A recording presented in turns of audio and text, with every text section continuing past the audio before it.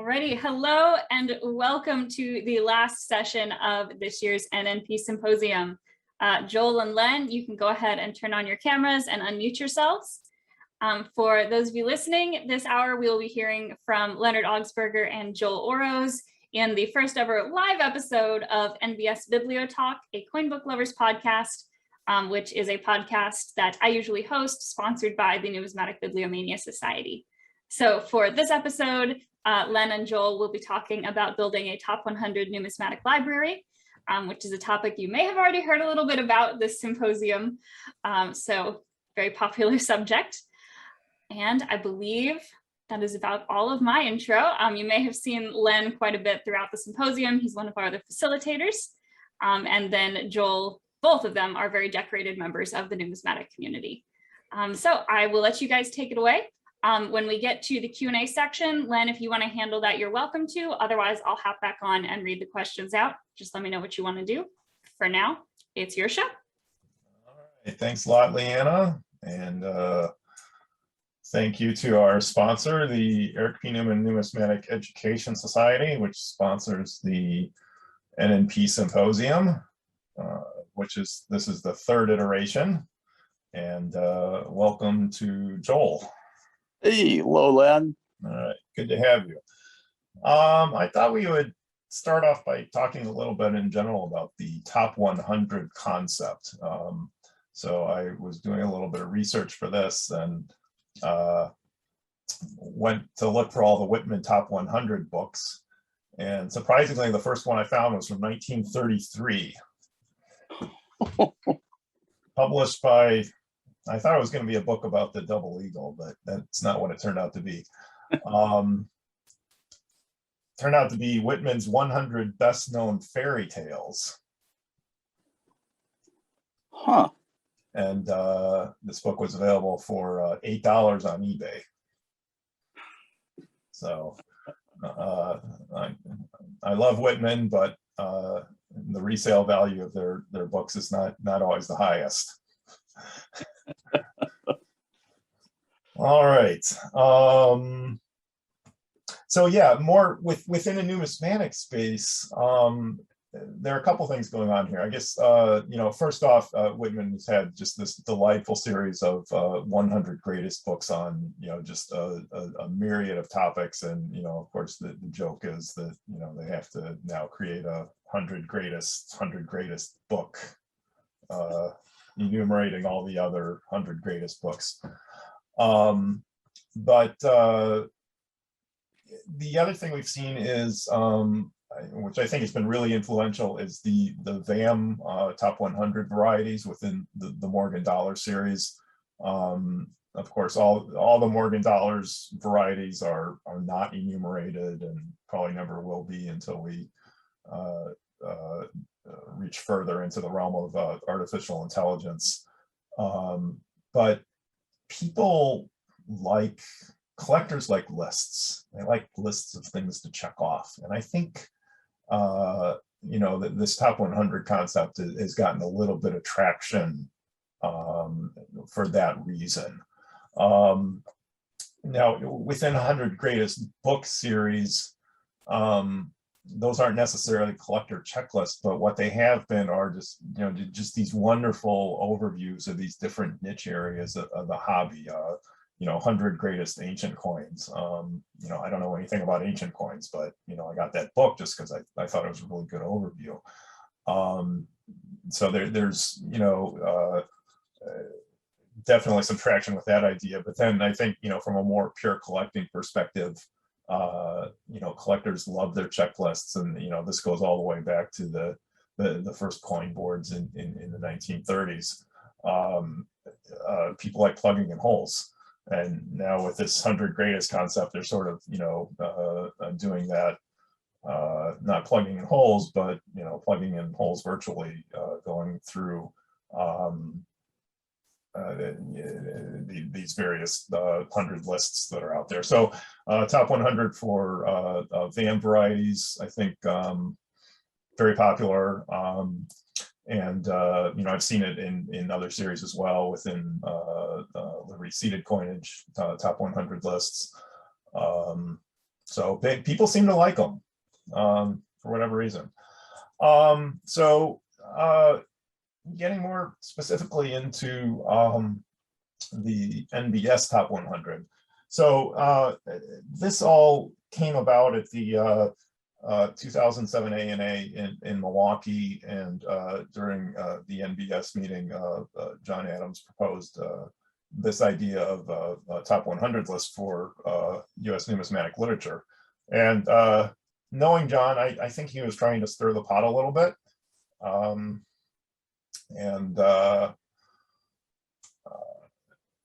Did so a lot more successfully than I expected. But once sort of the gauntlet has been thrown down of defining what the greatest or the 10 greatest or the 100 greatest things is, people seem to react strongly, either in support or in disagreement. And I'm going to jump in here, Len, and talk about how this was done. Len's a rather modest fellow. He would not accurately portray just how much of the top 100 list for the NBS was his work. First of all, in compiling a gigantic list of possibilities, and then getting NBS members to react to that list, to add their own candidates to it, to vote on the final list. And then Len put together in 2 issues in 2007 an annotated list of the top 100, starting with the number, what was that, 49 or number 60 onward? Yeah, we did the first, put the 41 through 100 in the first issue, and then the next issue was 1 through 40. Right, and those are the 2 issues at the end of 2007. And it would really be useful if you love numismatic literature to go back and read Len's annotations of each of those 100. It's really like a master course in the 100 greatest books, magazines, newspapers of numismatic literature, the best short course I know of for it. But as Len has mentioned, that's when the fun began, because if you got 100 different NBS members and voted, I doubt that there were 2 ballots that were exactly the same. Yeah. And what we did, we didn't tell people how to define the greatest. We didn't say greatest research value or best photography or best original research or, best storytelling. We just totally left it open to the membership. Absolutely. And, you could vote differently depending. Some numismatic literature works on that list are great checklists. They tell you everything you need to know about a certain series or topic. Some of them are terrific literature. Some of them are amazing research. Some of them are sort of the latest news at the time, the Coin World and Numismatic News on there. So there are any number of criteria you could have used, and it would be valid. But of course, that meant that some folks felt that there were things that either were mentioned and didn't belong there, or that did not make the list and should have. Right. So we put out the ballots. We collected the ballots. The ballots still exist somewhere in my basement.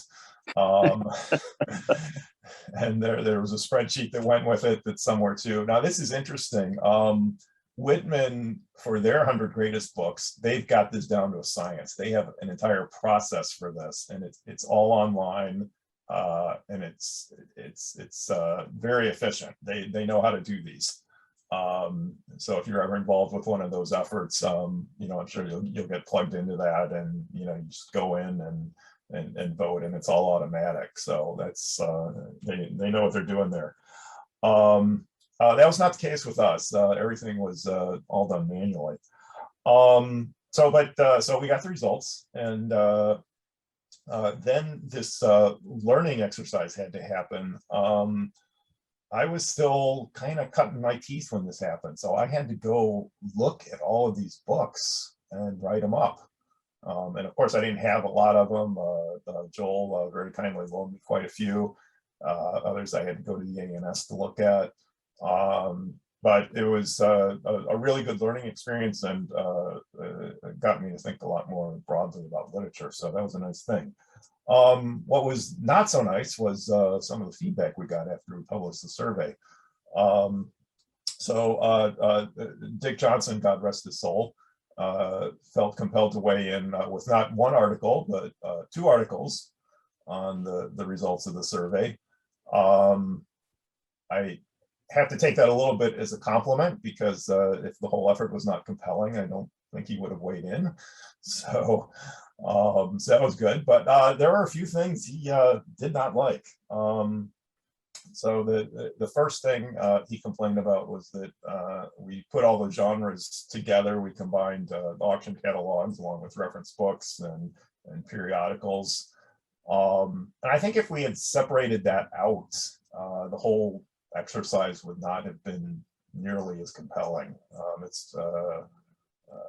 It's much more making a much more forthright, strong statement when you just throw out one and say, this is the greatest one. Well, but it seems to me that that's the way we use numismatic literature. We don't just look at books or just look at catalogs. We look at books, catalogs, periodicals, ephemera, price lists, anything we can use to get the information we need.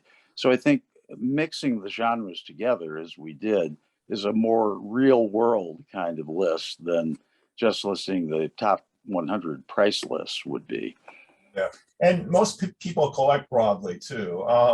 You do get these specialized collections. P. Scott Rubin, really focused on auction sale catalogs. We've had probably a few sales of just ephemera, but most people don't restrict themselves just to one sort of numismatic literature. I'd like to point out in Dick Johnson's 2 articles, he did make some valid points.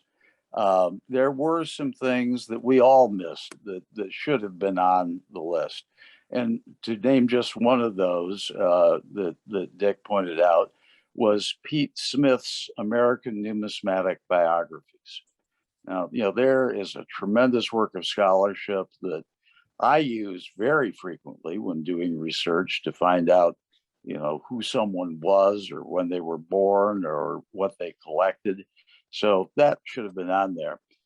But Dick also named a few that were a little questionable.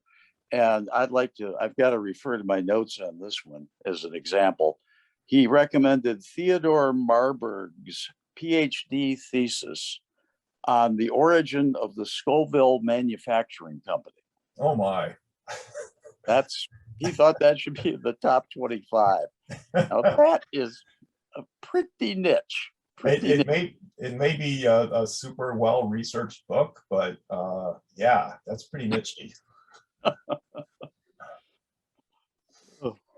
And yeah, I mean, sort of, the other thing you get out of the top 100 is anything on there is going to have a pretty broad appeal to a lot of different voters. The other thing Johnson pointed out was that a lot of voters may be biased in terms of their own specialty area. Absolutely. And I think that was sort of one thing I learned going through the whole exercise, was to get a much more broad view of the field and not just think of my own interests as what should be on the list. And then after criticizing that, Johnson went on and proceeded to do precisely the same thing by naming a bunch of works about metals. such as those about the Scoville Manufacturing Company, that he felt should have been on the list. In any case, we got what we got. The collective opinion of the club. One note about Pete Smith's work. What we see today is, if you look on the repository for the Newman Numismatic Portal, the Internet Archive, you can actually sort that list by the documents that get the most hits.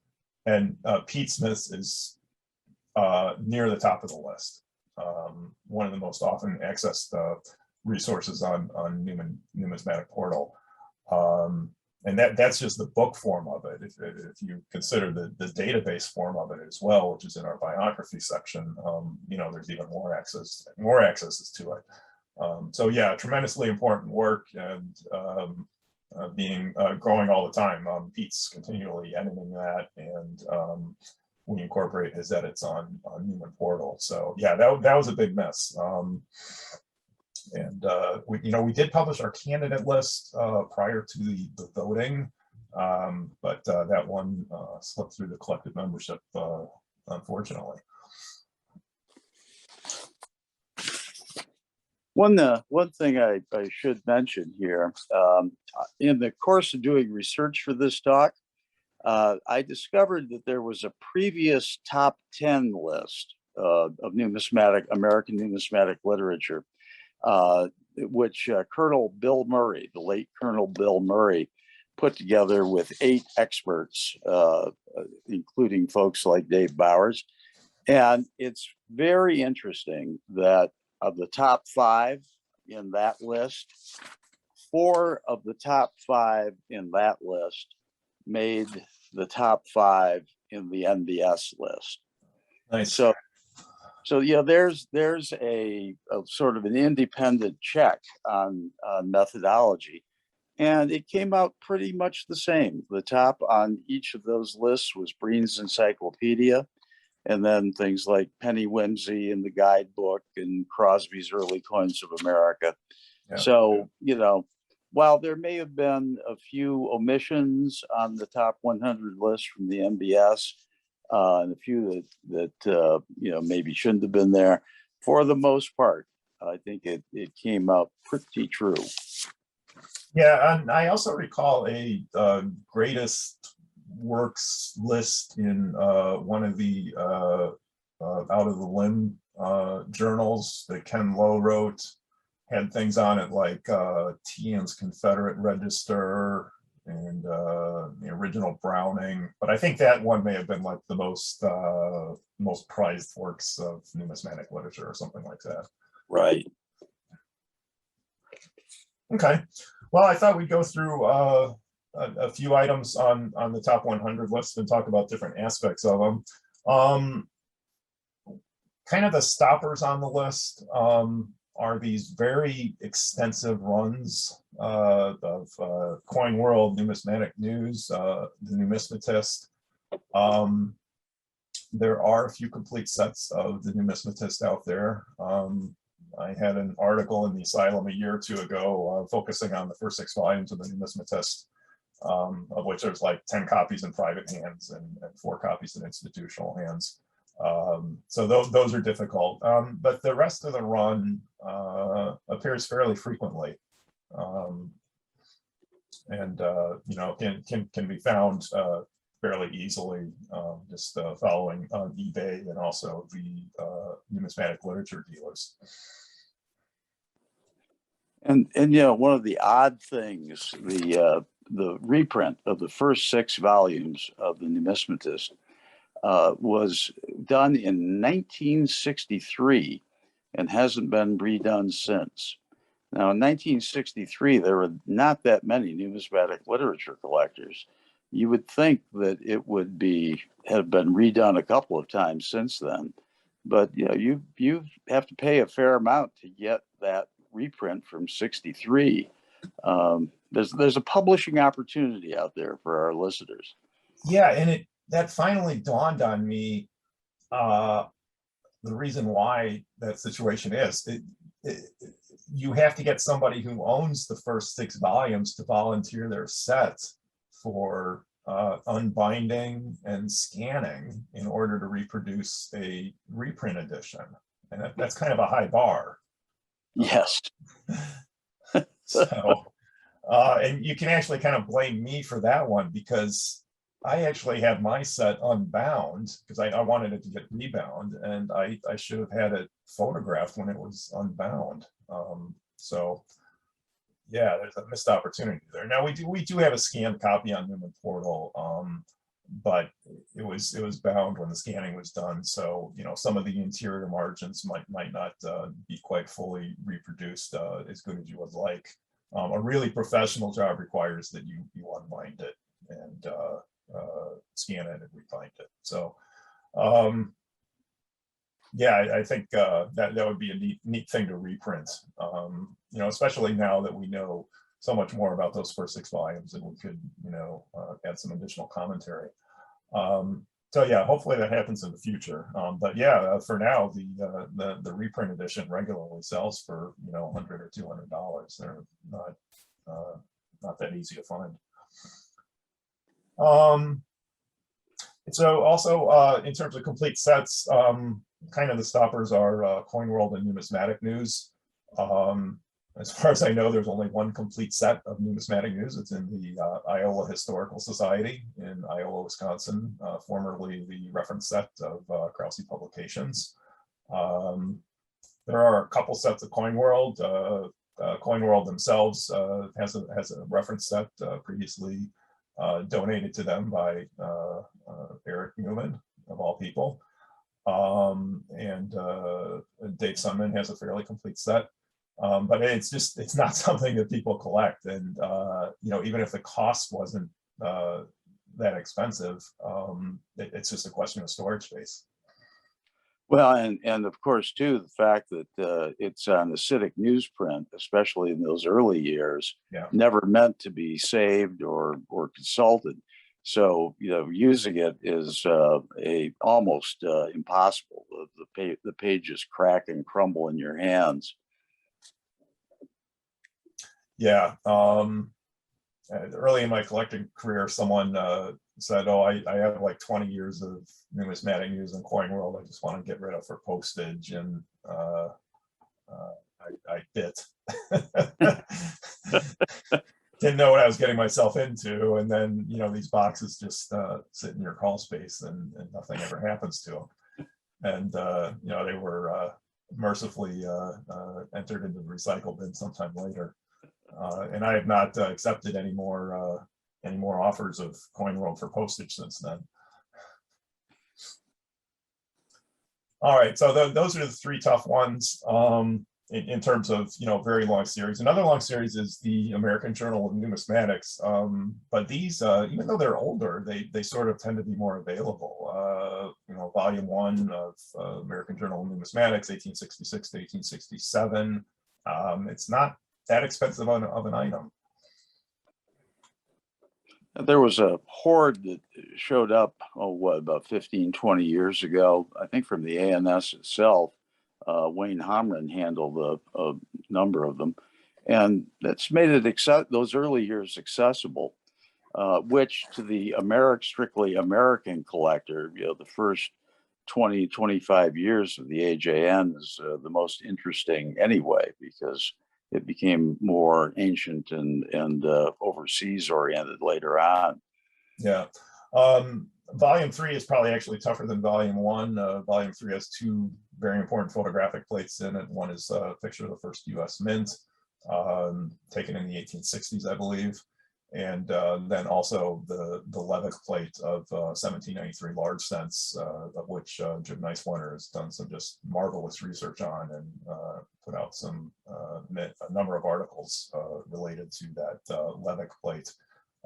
Just a really important foundational piece of U.S. numismatic literature, reflecting the craze, the interest in large cents in the 1850s and 1860s, and then also representing one of the first variety studies of United States coins. and then also representing photography, which had only been recently introduced to U.S. numismatics through the Mackenzie sale, which was about the same time, possibly earlier. 1869. 69. Okay, so actually the next year.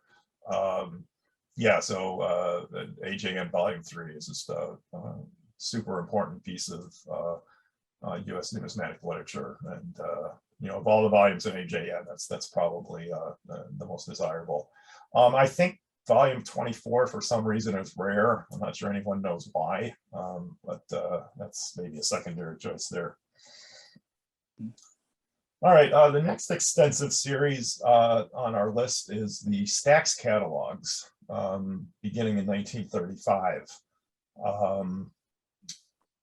Phil Kerrigan had a complete set, but I'm not sure I've seen another complete set, and they're not necessarily expensive, but finding some of these would be really hard. Especially if you're trying to piecemeal them together from sales. You almost have to buy long runs, Yeah. and put those together. And a lot of the early Stax sales are pretty undistinguished as sale. Yeah. So one of my missions with the Newman portal was to scan every Stax catalog and Stax Coin Galleries catalog. And oh wow! By golly, we did it. took quite a while, but we got there. But yeah, I mean, in terms of collecting those, I think that, the ones I have are generally related to specialty topics that I'm interested in. Just keeping comprehensive runs of everything they publish it's just space prohibitive at this point. Oh, amen. So, but once in a while they'll produce a catalog that just has so much research value, or just documents such a significant collection, you have to have it. The Ford sales, those are, you have to have those in a good numismatic library. So, all right.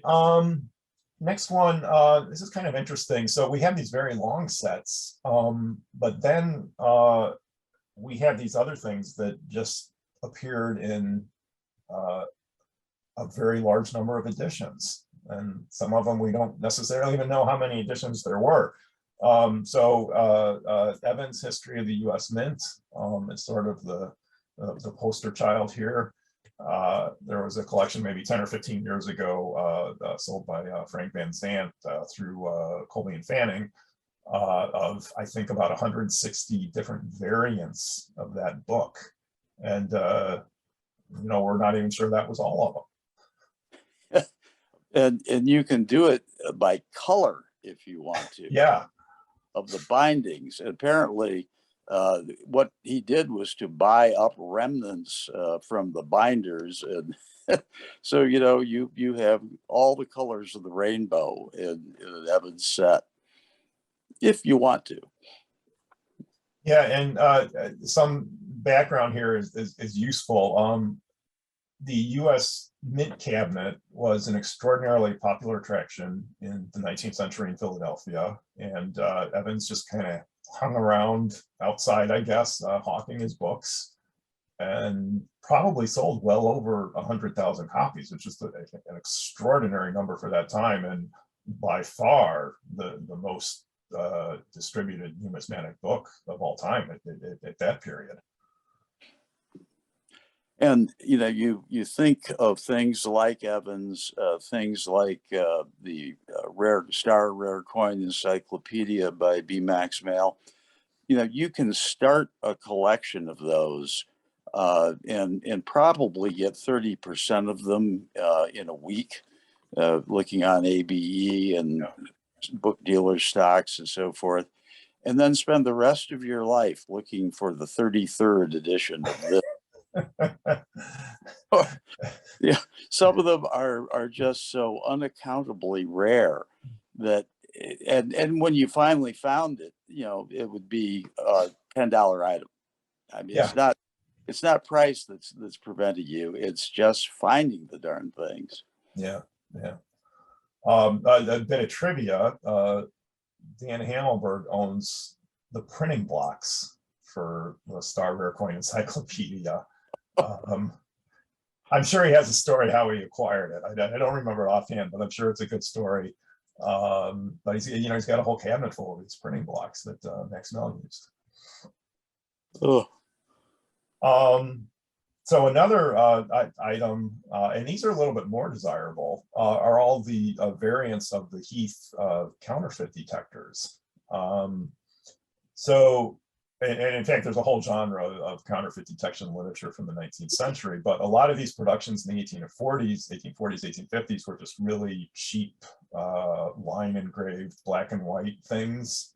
And then, Heath came along and started his production at a much higher level. And they're really beautiful books. But there's, I think, about 50 or 60 known variants. They were published by Eric Newman in the A&A Centennial Anthology in 1991. So there is a collector guide for them.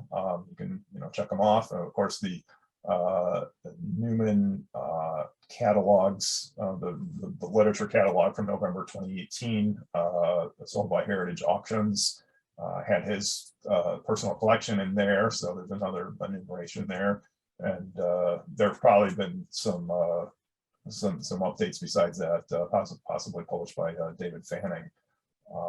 So that's another, it's a single title on the top 100 list, but you could just make a collection of those if you wanted to.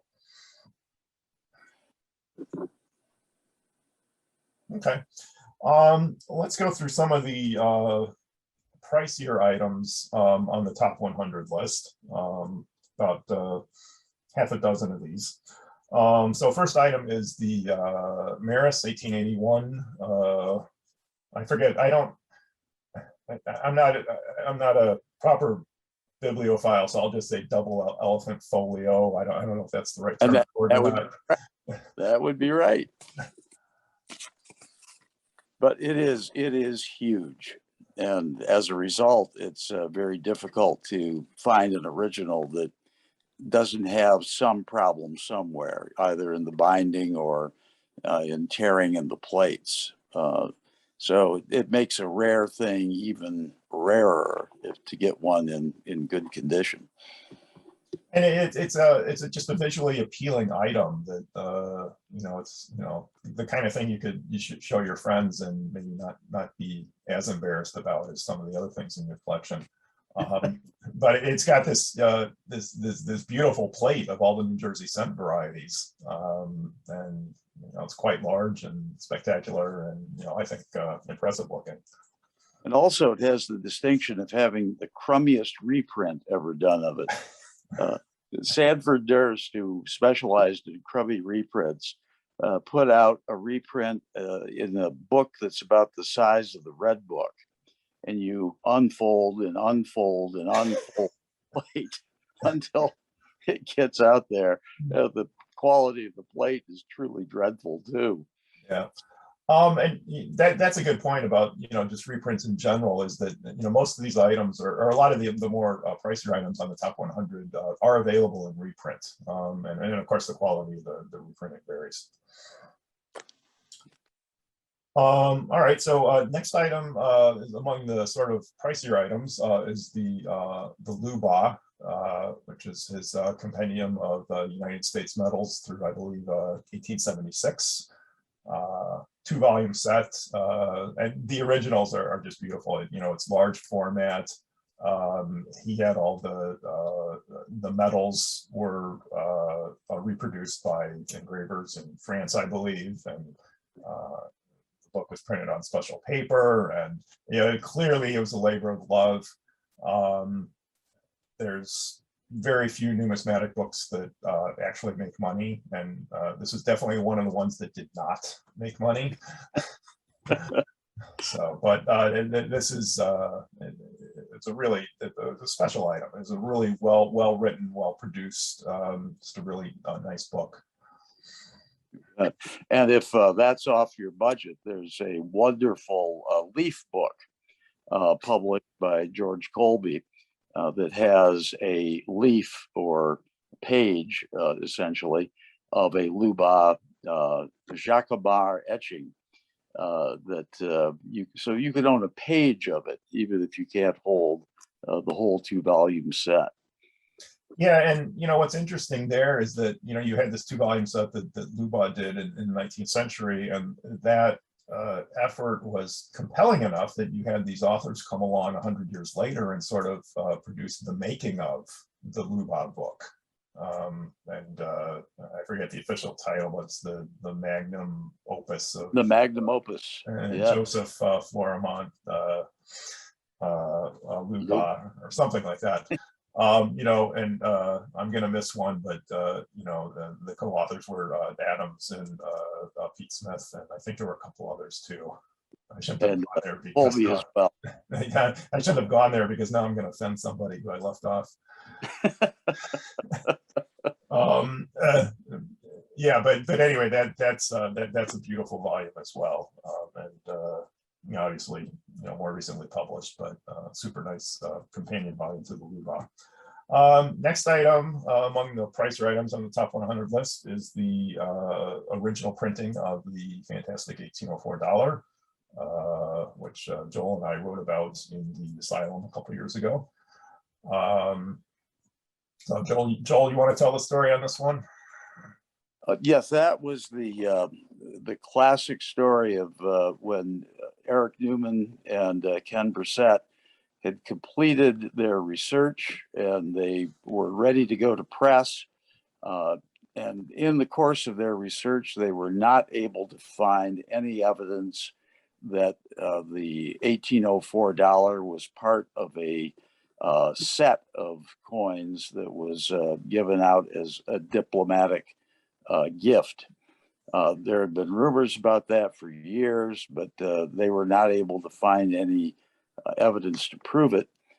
So they had started to print the book when, lo and behold, at the 62 ANA, David Spink shows up with the set that had come from the King of Siam through Anna Leowens, the Anna of Anna and the King of Siam. So an impeccable pedigree, and there it was, part of the set. So Ken Brissett went to Spink's presentation, literally had to run out of the room afterwards, call up the Whitman factory and yell, "Stop the presses."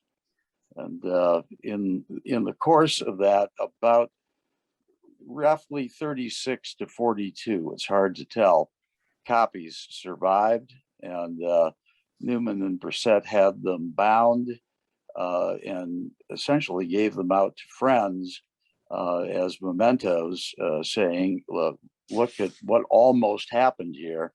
And then, of course, they rewrote a couple of chapters and put out the regular edition. So the two editions look exactly the same from the outside. You have to open them up and compare them chapter for chapter to see which are the different ones. How many did we find, Len, in our census? So in our census, we got up to 30 something. I think maybe 36 out of the 42 we hypothesized. So we got almost all of them, or maybe all of them that are in existence. Yeah. And what's nice about these, a lot of them are signed or inscribed, so that there's, even if they're signed, there's very slight differences in the signature that, serve to distinguish the copies. So from that perspective, they're fairly a little bit easier to track. These were regularly selling at the, $400 or $500 level. At the Newman literature sale, a number of them were let out, I think about 5 or 6 copies. So that depressed the market somewhat, but still a very desirable book. All right, next one on our list is the Browning.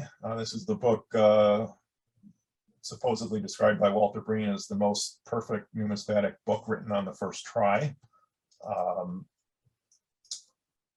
written by Art Browning, published, I believe, in 1925, and outlining the die varieties of the bust quarter series. The original, the deluxe version, I think there's only 5 copies.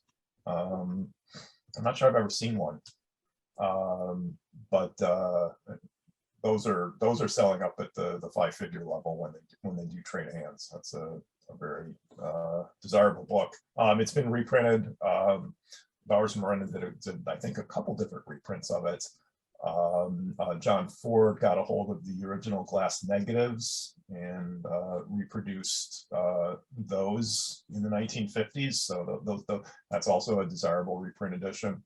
But the king of the hill there is the original deluxe ones that Browning produced.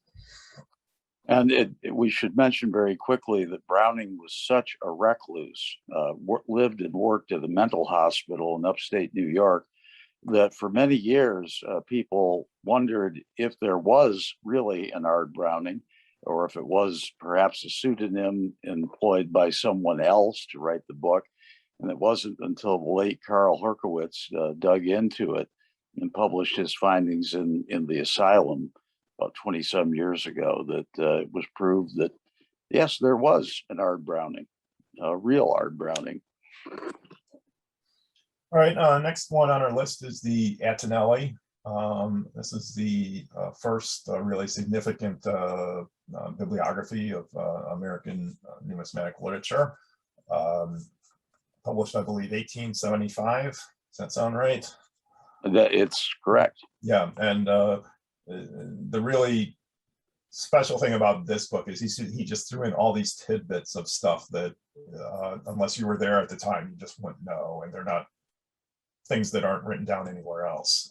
So really valuable to give us a little bit more insight into the numismatic scene of that period.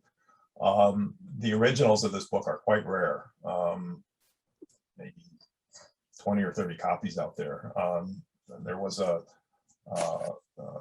believe Quarterman did a reprint much later in the 1980s, 70s possibly, which is what you see more often. But the originals are quite rare. The last one I'm aware of sold for, I think, about $3,500 out of the Newman sale. Right. I remember that because I was the underbidder. So I'm still looking for that one. I just have a reprint myself. And the large format Numis graphics they do exist. For many years, we wondered if they did, but as far as we know, they're all impounded in institutional collections. The Boston Public Library has one that George Colby and Dave Fanning and I went to visit a few years ago. There aren't too many books that are so rare that you actually would go to Boston to visit them. Yeah. But that's one of them. All right, and then one of the other tough items on the top 100 list is the Maris book on 1794 cents. And again, the large cents, large cents, half cents, were sort of the springboard of the modern American numismatic trade. Became very popular in the late 1850s with the withdrawal of the large cents from circulation, and at that people started paying attention to their pocket change at that point and picking these early large cents out of circulation. So the Maris book outlines the varieties of the 1794 cent, which are quite numerous. As memory goes, they run from Sheldon. Somebody from EAC is going to get me here, but I think it's about Sheldon 18 through about 72 or something like that. So it's about 50 or 60 varieties, and of course the real hardcore collectors go after the tie states as well. So many books about 1794 cents, but that's one of the earliest important ones. All right, and then there are a number of plated auction catalogs on the top 100 list. Again, these volumes all come in different flavors: plated, unplated, price, named, not priced, not named. So that every copy is almost unique in some way. When Newman Portal scans auction sale catalogs of American Numismatic Society, we will scan multiple copies of the same catalog just because one might have annotations that another doesn't. So some of the most important of the early auction sale catalogs are the Parmalee from 1890 by New York Coin and Stamp. And most of these are available as plated sales, I would say, for in the few $1,000s range. So they are out there. They're not impossible, but they are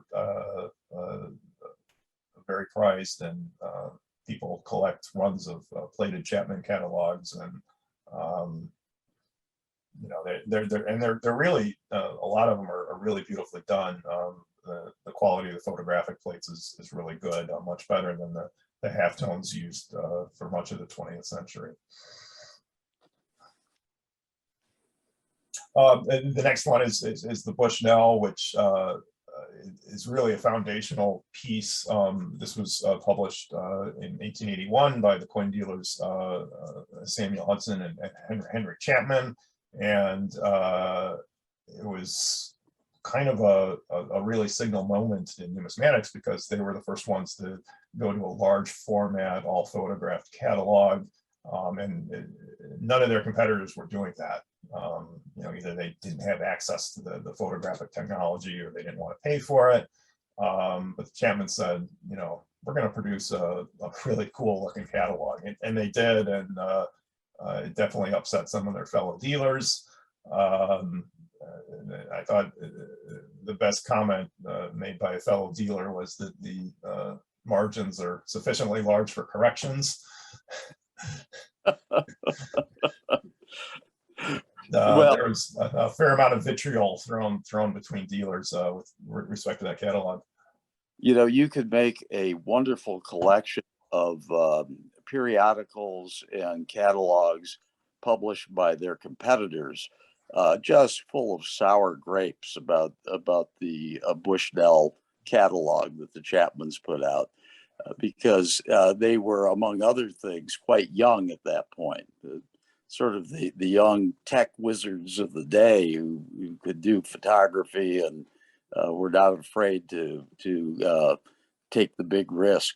So some of those attacks from the likes of Frossard and Woodward were just hilarious and fun to read. Yeah. And I think, you know, of all the 19th century plated catalogs, if you're just going for one that's the most numismatically significant, I think, you know, the Bushnell is the one. Yes. And then, you know, obviously the Mackenzie 69 sale is, you know, just important just because of the photographic plate too.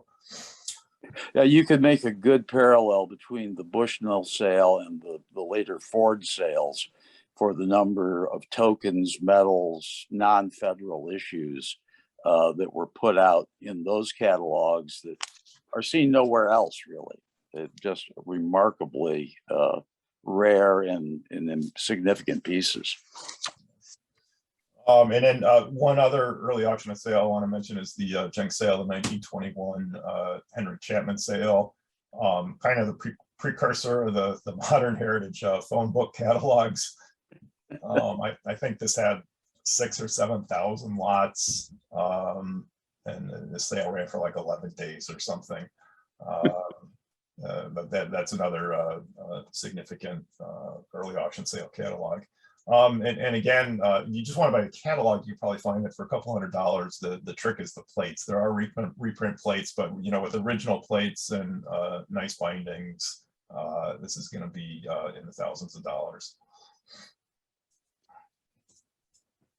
Okay, so you know, price-wise, those are some of the highlights in the top 100. I also wanted to quickly just go through the top 10 and talk about each in terms of its numismatic significance and research value. The first one, the Breen Encyclopedia, everyone loves to take pot shots at it, but this is an amazing book. It really is. No question. Tremendous amount of authoritative data that you can't find anywhere else. Unfortunately, mixed in with some speculations and some outright errors. But, starting with the Breen Encyclopedia and then double checking it elsewhere is important. If you have a first edition Breen Encyclopedia with the binding that is not cracked or outright broken, congratulations, and treat it with care, because it was a big book meant to be used, and the binding just couldn't take the strain. Yeah. And it's interesting that book was published in 1988. So we're here 33 years later, and no one has even thought about, could I replace it? Could I write my own version of Breen? Right. It's just not going to happen. Yeah, and I think if you use it a lot, hopefully you develop a sense of what you can trust. So if he cites a periodical or an auction catalog, that's 99% of the time it's right. Right. By the way, on Colonel Bill Murray's survey from 1993, Breen was #1 on the top 100 from the NBS. Breen #1. I think if we did another survey today, Breen would be #1. Yeah. So #2 is Crosby. And what blows me away about this book is that he did it without the internet. I don't know how it was possible. And did it, there was supposed to be a committee of the Boston Numismatic Society working on it. 4 or 5 other members fell away, and Crosby did it on his own, by himself. Amazing. Yeah, tremendous amount of original research, and he dug out all the original documents, and just had a really good sense of which ones he could trust and which ones maybe he couldn't trust. Yeah, I can't say enough about Crosby. And Crosby is one of those books you could collect by binding. There's the Estes and Laureate binding, the Lyman Lowe bindings, the individual bindings, and of course the original Crosby in parts, 12 parts in 11 different bundles that come up occasionally for vast sums. I have been the underbidder on many of those. Yeah, and of course it was originally issued serially. So right. And I believe Crosby's personal copy of Crosby is with our friend in Champaign. Oh, Dan's got them all. Yep. All right. Next, #3 on our list was the Numismatist. Again, something I constantly find myself looking in back issues. Go back to 1888, so there's probably about 1,500 issues by now, and just some tremendously important articles through the years.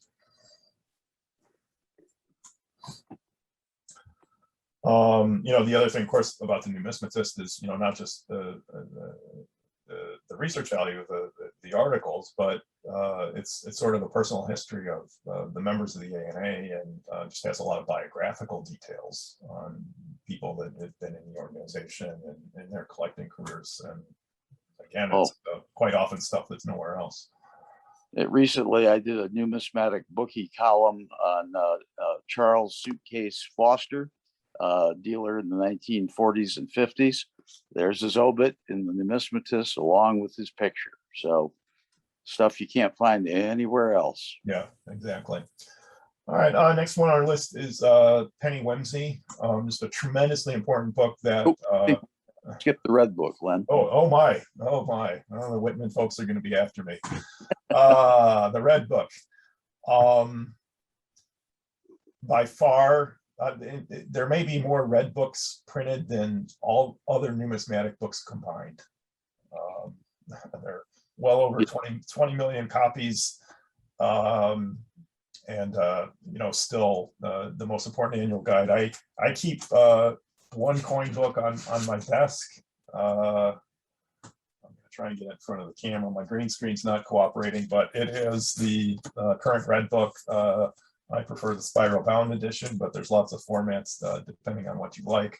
But it's just thousands of facts, deeply vetted by many experts over many years, and very easy to access. Just open it up and it's there. There's your answer. It's quick and it's accurate, and I can't say enough about it.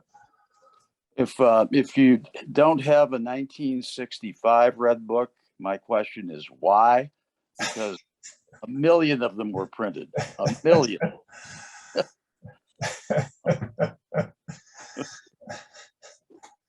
I have a story about sending a 65 red book to Charles Davis for resale. Maybe I shouldn't share in this forum, but you grab me at a coin show, we can talk about it. All right, next on our list, Penny Whimsy. This was great because it finally consolidated all the variety research about large sense that at that point had been happening for so many years, and it had appeared in so many volumes, and finally it was all in one place, and just kind of told by the master. You know, it was really important work from Sheldon, Pascal, and Walter Breen collaborated as well. And it's a trivia note. It's the only book that appears on the top 100 list twice, because what's essentially the first edition of it, Early American Sense from '49, made the list, as did essentially the second edition, renamed Penny Whimsy. And for my money, as literature, it is the best literature book. You could read it, and it's just beautifully written. And you wonder how, as awful a guy as Dr. Sheldon could have produced such a magnificent book. I do not know. All right, and then number 6 on the list were the Ford sales. Now I think they're up to 24 volumes now. Just a fabulous collection in so many non-federal parts of the American Numismatic series. They're just great references for, you know, their individual specialty areas, and I do some work on American metals, and I'm just seems like whenever I'm working on that, I'm referring to, you know, one of the Ford catalogs. Yeah, a shout out to Michael Hodder, who was the lead cataloger for the early ones, especially. And you know, so many of the pieces Ford had never appeared at public auction before, and to my knowledge, have never appeared since. So Hodder could not look back on earlier descriptions by other catalogers. He had to do this from scratch, and it's just an amazing achievement. Yeah, and those catalogs are not expensive on the resale market. The hardbound ones are, but the hardcover ones are readily accessible. I've been at the ANA summer seminar by the last day of the week when they're trying to get rid of all the literature. You know, you can buy those covered ones for, you know, a couple dollars, which is it's just a steal at that price. All right. Well, in the interest of time, I do want to get to some of our questions. So let's get through these. Just to point that the top 100 list was in the Asylum, volume 25, number 4. That's correct. It was the January through March 2009 Asylum, had numbers 41 through 100, and then April to June 2009, the next edition had numbers 1 through 40. All right, next question. Has there been any thought given to updating the top 100 of the U.S. numismatic literature list since it was originally published some 12 years ago? I think we would entertain repeating the survey if sufficient volunteer effort materialize to coordinate and administer everything. Sure. The Whitman series, they've done a lot of those in multiple editions, but I don't think they change which the top 100 are. Maybe they do. If one of our listeners knows, perhaps they could let us know. But yeah, I think NBS definitely would be open to that if someone wanted to head it up. All right. Listener notes, I was surprised that the Heritage Husak large scent catalog wasn't on the list. In my opinion, it's one of the very best catalogs ever written. Yeah, my guess is because that was a 2008 catalog, it probably missed getting on the ballot, which was in 2007. So maybe what's going on there. And then, of course, there's been many other sales since then, Newman sales, Pogue sales, Gardner sales, that won't appear on the list either, since they've happened since then. All right, next listener asks, how feasible would it be to engage in a collaborative effort to include the top 100 works of Canadian numismatic literature? And this is actually a comment that Phil Kerrigan made at that 2007 meeting, whether Canadian literature could be included or not. Again, I think if somebody wants to do that, that would be great. All right, next comment. When I go to the NBS site, I always have a long time trying to access the top 100 books. Can you make the list more accessible? What is the logic of how to arrive at that site? My recommendation would be, go into Google and just type NBS Top 100. And I think it'll be either the top page or the second or third, but you'll get to it quickly.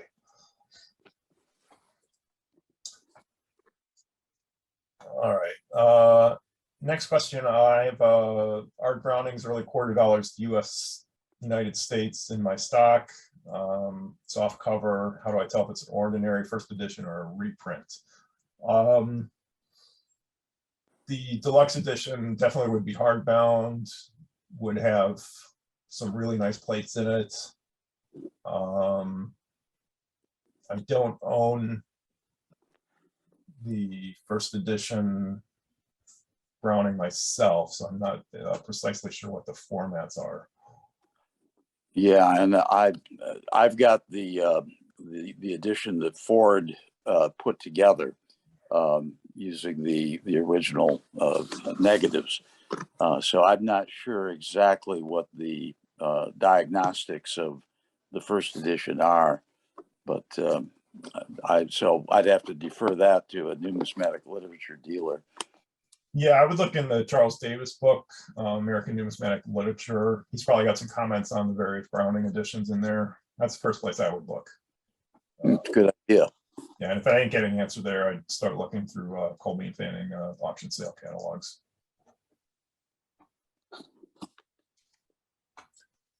All right. Okay. All right. So that is.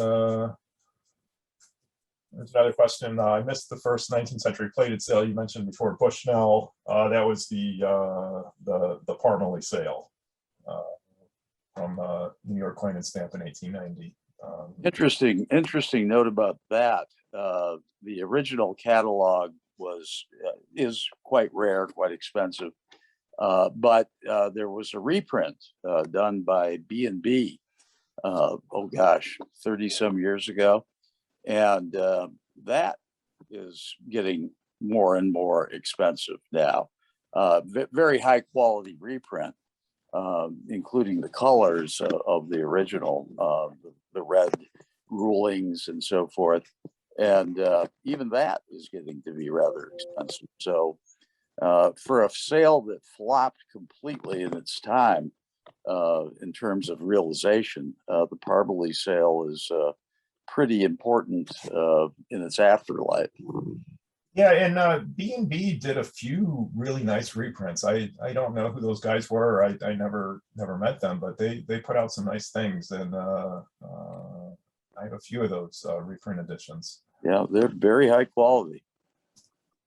All right, next comment. It'd be difficult to produce a list of the top 100 Canadian literature. Whitman will be soon publishing a list of the top 100 Canadian coins, and it was extremely difficult to get any agreement in the rankings. I can't imagine how you would overcome the biases of what your specific collecting field is, coins, tokens, paper money, or metals.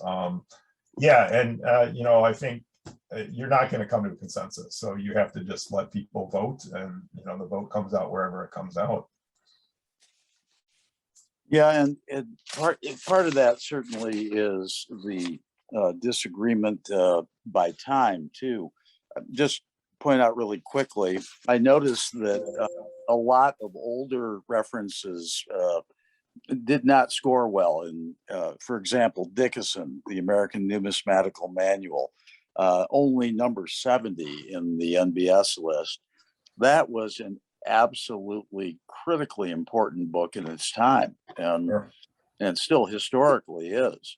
So a lot of the older books score poorly simply because they're older, and newer ones score higher because they're more current. Yeah, and from there are different ways of looking at this. The yes is a historical artifact. The Dickinson book is really important. But if you're just a collector today trying to get good information, Yeah. It's not a very important book to have. That's true. So, for that, you just go to the Red Book, or, whatever your specialty area is, you buy the latest reference book on that, and it's going to be, in terms of enabling your education and buying good items, it's going to be far more valuable than having a copy of Dickinson, which, you can make a lot of mistakes if you bought coins according to Dickinson. Indeed. So again, this all goes to the question of, how you define the greatest, and we're never all going to agree on that. So you just vote on it and see what happens. Right. All right, that gets through our questions. Joel, any final thoughts? Well, I think that it's always important to underscore that this is a subjective kind of thing. And, I can't believe that Nelly came in only 59th on our list. I think it should be much higher. But there are others who would say, Nelly, my God, why did that come in 59th? That should be something like 89th. So it depends on your interests and your understandings of and the criteria you bring to it. Do you come as a collector? Do you come as a scholar? Do you come as a book collector?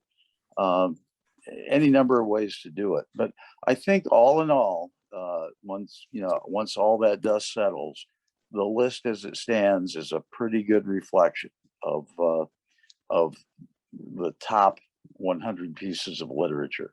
I'd be satisfied to have them all. Oh, absolutely. And there are a couple people actually building their libraries according to the top 100 list. So that's kind of the ultimate compliment to the concept. Yes, and Kellen may be the only one who will be able to live long enough to complete it.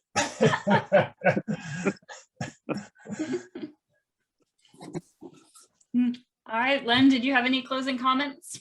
No, I just, I always like talking to Joel, so this is always a lot of fun. All righty. Then thank you to both of you for taking the time out to do a presentation and an episode of NBS Bibliotalk. Hitting two birds with one stone. And everyone who came to watch all the way through the end of the symposium, thank you very much for joining us. As I'm guessing most of you are aware, all of the presentations have been recorded and will be available on the NNP about 2 weeks after the end of today, so 2 weeks from now. And we are fully sponsored by EPNIS, the Eric P. Newman Numismatic Education Society, so feel free to take a look at them and just realize that that is why this is all free and available to you without any stipulations. So thank you for a wonderful third NNP symposium, and this will wrap us up. Thanks a lot, Leanna. All right. Thanks, Anna. Thank you.